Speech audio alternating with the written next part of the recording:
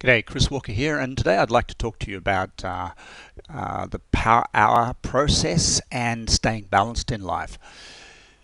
I've broken staying in balance in life into four distinct areas, and they are seeking meaning, count your blessings, find discipline, and make connections. And I'd like to go through them, each of them with you right now, and share a little story associated with each.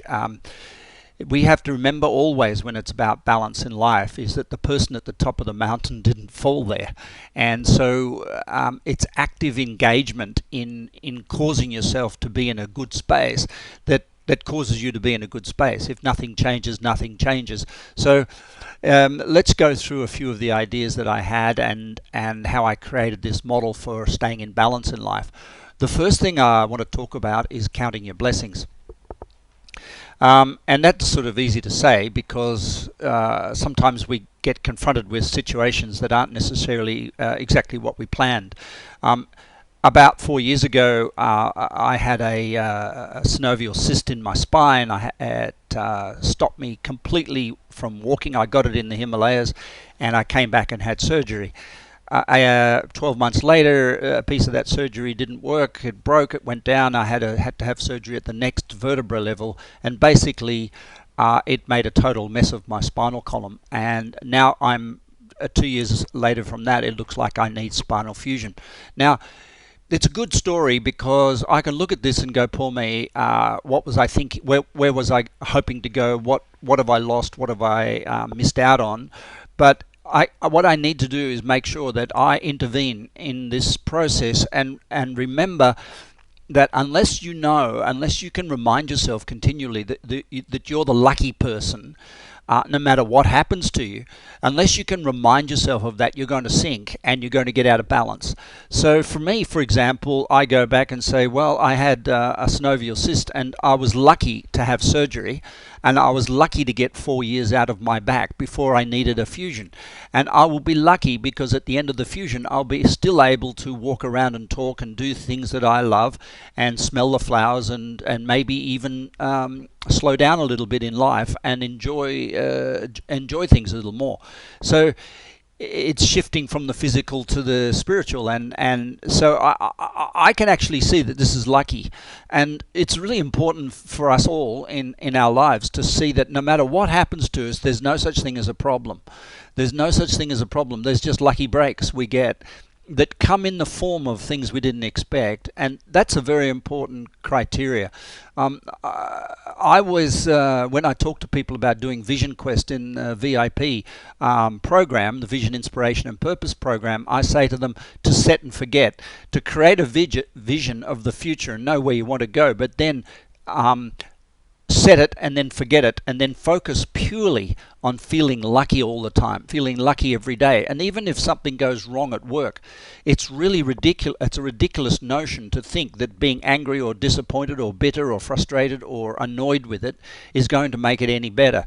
The most important thing that you do is you go, wow, how lucky am I because XYZ. It could have been worse, or I'm lucky because it's guided me in a different direction, or I'm lucky because someone else is less fortunate than me. Is to remind yourself continually, have that affirmation in your brain and throughout your whole consciousness that you are lucky no matter how difficult the challenge is that you're facing. So that's the first step of the staying balance, is to intervene in your emotional interpretation of situations that are around you. And it also goes for those things that are good, is to remind yourself and stay lucky, stay blessed, feel grateful for the little things in life. And if you appreciate the little things in life, the big things will grow.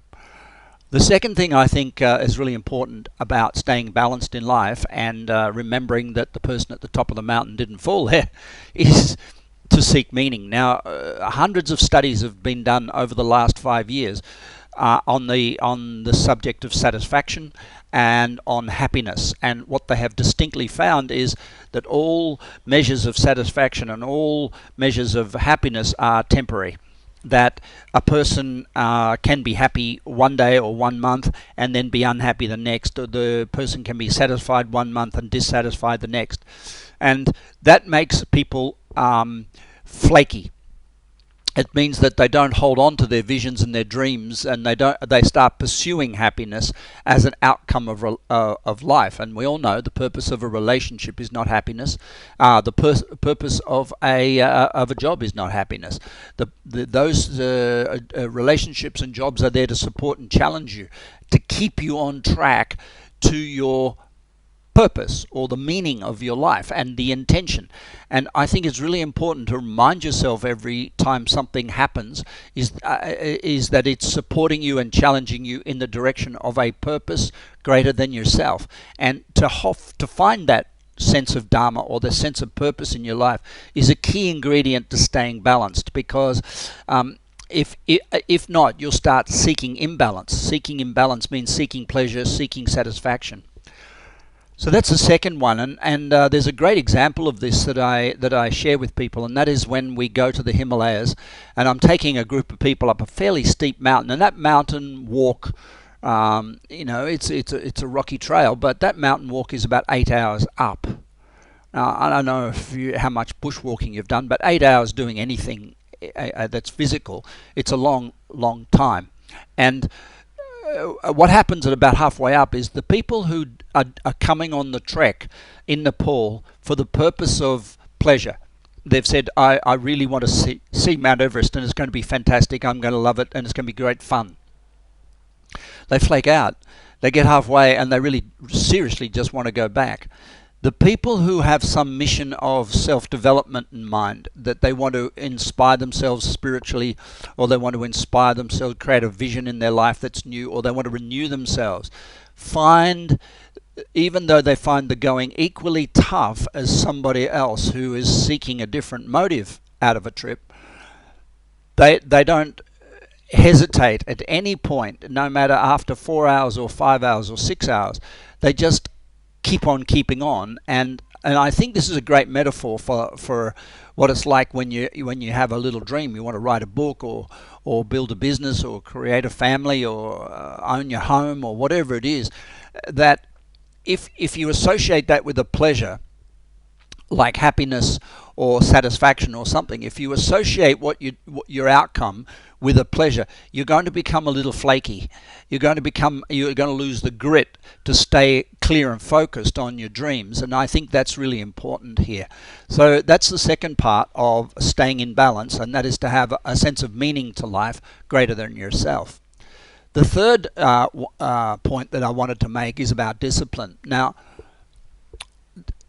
one of the things that I share with my clients in a coaching environment is to have 7 red flags that they basically little red flags that they hand to 7 people in their life and say, and these 7 flags represent 7 early warning signs in the 7 areas of life. So each flag represents one of the areas of life, and you hand it, let's say your spiritual self, you might say grumpy.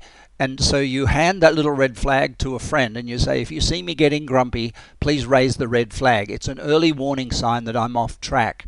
And I think from my point of view, this is all about discipline, because to catch yourself getting off track, you basically catch yourself losing discipline. Now, I meet clients every week, and sometimes I look across the table or in the park with my client, and I notice they've got a little chub around their belly that they didn't have before, and that their eating regime has changed. And they've always got a good story that they've been on holidays, or the family's changed, or something's happened. But the bottom line is a slip in discipline.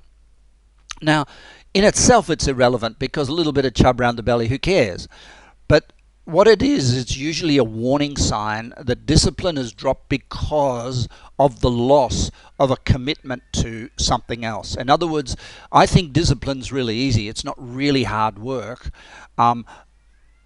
unless we lose the plot, unless we start losing hope or losing the vision or losing contact with the top of the mountain. And so I think it's really important to put daily rituals, daily routines, daily disciplines, have schedules up on the wall, have calendars for your exercise program, have a dietary regime, minimize the variety of food, don't go off target in restaurants. Be careful of your manner with other people. Be careful of your manner to self. And have a set of disciplines that you've put up on the wall and values that you say, these are the things that I will adhere to. And when I find red flags, I'll come back on track. And this is very important for staying balanced in life. The next one is making connections. Now, this is a really interesting part of staying balanced, because making connections, new connections, means letting go of old connections. And what I've usually suggested to people is that if you keep expanding your connections, you can't help but succeed in life.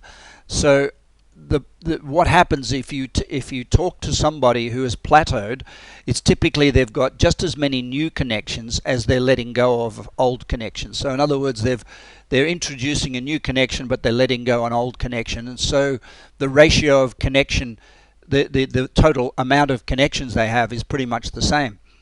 Another thing about failure that you can find quite often is that people measure the number of friends they have on social media, like who's following them on LinkedIn, or who's following them on Facebook or Twitter, and it's not a fair measure. I'll tell you what is a fair measure of your connections on social media is the number of likes you get to an article, or the number of likes you get to a photo, or the number of likes you get. Now, you can have 20 million friends, or 10 friends, but the measure of a real connection out there in the world is when people hit that like button and go, yep, thumbs up to you. And that's an engagement between you and a client. It's really important. So I wouldn't aspire to have so much a huge number of friends on my Facebook or links on my LinkedIn. I would aspire to have a huge number of likes on any article I write, or a huge number of likes on anything I put on Facebook and my Facebook page and my Twitters to be retweeted. So that's about making connections, and I think that's a really good example of how to stay in balance, to keep expanding. To expand your connections, you're going to have to let go of some. And this is sometimes tricky because you have old friends that you go out for drinks with or go away for a weekend with, and suddenly it doesn't feel the same. It doesn't feel like you've got the same energy, and they give you advice and they tell you what they think about your life. But there comes a point where you really have to stop listening to certain people and to allow you to start listening to new ones. And I say always pursue the like, or pursue the connection with people who are where you want to go. So in summary, count your blessings, have discipline, seek meaning, and make connections. This is Chris Walker. Have a great day. Bye for now.